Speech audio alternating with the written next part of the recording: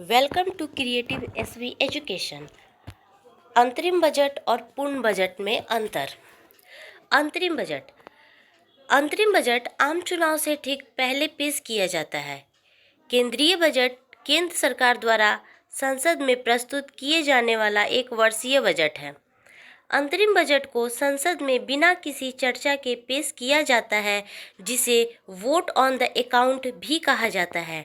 Union budget Lok Sabha में पूरी चर्चा के बाद पारित किया जाता है।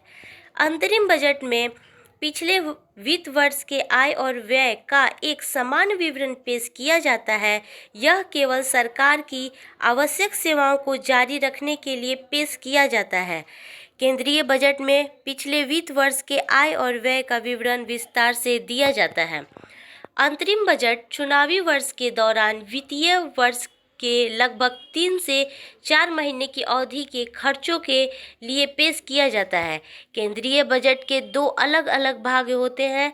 उनमें से एक सरकार के खर्चे के बारे में होता है, वहीं दूसरा भाग सरकार द्वारा विभिन्न उपायों के माध्यम से धन जुटाने की योजनाओं पर आधारित होता है। अंतरिम बजट में सरकार के आय के स्रोत की डिटेल्स नहीं दी जाती है। इसे अगली सरकार के गठन से पहले के लिए सरकार के जरूरी खर्चों के लिए पेश किया जाता है।